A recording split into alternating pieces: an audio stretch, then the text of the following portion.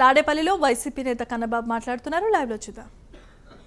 ఇవన్నీ చేసి ఆ రోజు ఆయన నిలబెట్టబట్టే ఈ 10.5% వచ్చింది. ఈ సందర్భంగా ఒక్క విషయాన్ని మనం చూడాలి.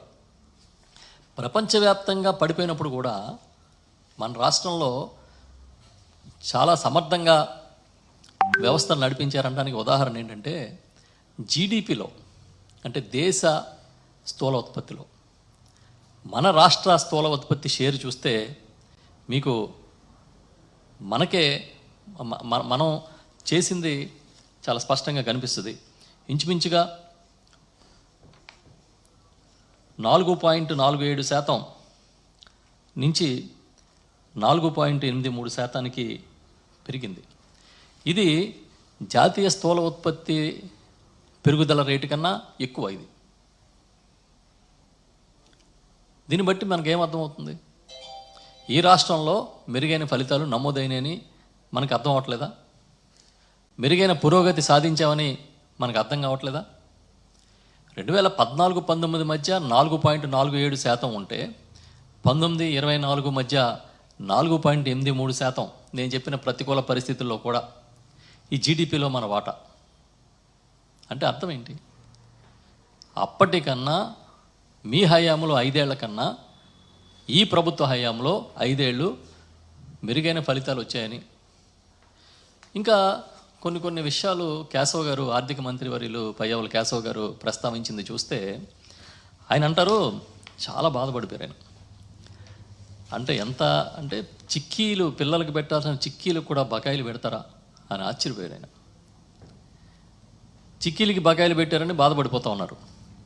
కానీ వీళ్ళ గవర్నమెంట్లో, వీళ్ళ ప్రభుత్వం అధికారంలో ఉన్నప్పుడు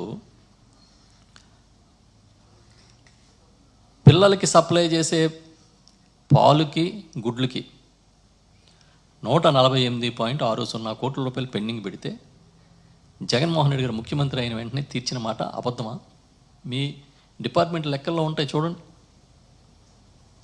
ఒక గవర్నమెంట్ కంటిన్యూస్ ప్రాసెస్. ఈ ప్రభుత్వం 2019 నాటికి మారి జగన్మోహన్ రెడ్డి గారు ముఖ్యమంత్రి అయ్యే నాటికి, వైఎస్ఆర్ పార్టీ ప్రభుత్వం వచ్చిన నాటికి మీ బకాయిలు ఎంత? ఇంచుమించుగా 42,183 కోట్లు మీరు బకాయి పెట్టేసి వెళ్ళిపోయారు. డిస్కమ్లు బకాయిలే 21,541 కోట్లు ఉన్నాయి. ఇవన్నీ ఎవరు తీర్చారు? జగన్ గారు తీర్చలేదా?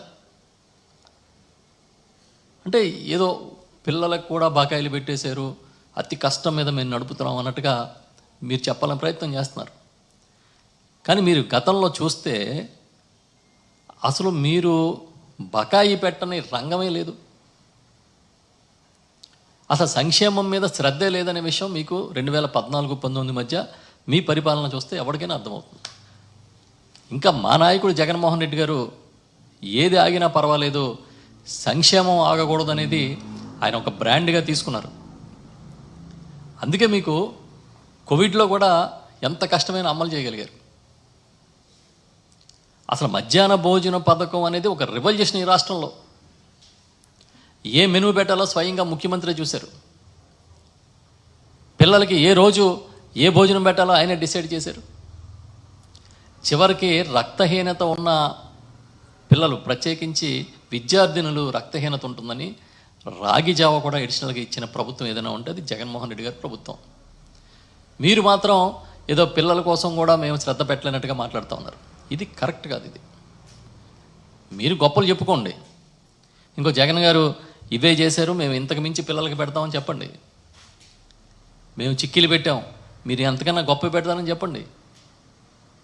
వాళ్ళ ఆరోగ్యం కోసం మేము చేసిన వాటికన్నా ఇంకా గొప్ప కార్యక్రమాలు టేకప్ చేస్తానని చెప్పండి. అది మానేసి ఏదో ఇప్పటికీ ఏదో మీరే చాలా గొప్పగా పనిచేస్తున్నట్టు, మేమంతా అసలు గాలికి వదిలేసినట్టుగా చంద్రబాబు నాయుడు గారు చాలా దుర్మార్గమైన ప్రచారం చేస్తూ ఉన్నాడు. నేను అడుగుతా ఉన్నా, మీరు ఇంకొక తీసుకుంటే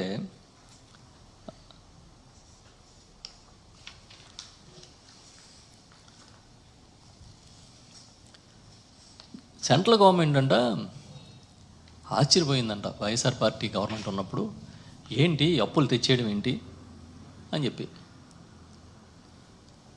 మాట్లాడితే సిగ్గు ఉండాలి. ఎఫ్ఆర్బిఎం దాటి అప్పులు తెచ్చింది ఎవరు ఈ రాష్ట్రంలో? ముఖ్యమంత్రిగా చంద్రబాబు నాయుడు గారు కాదా?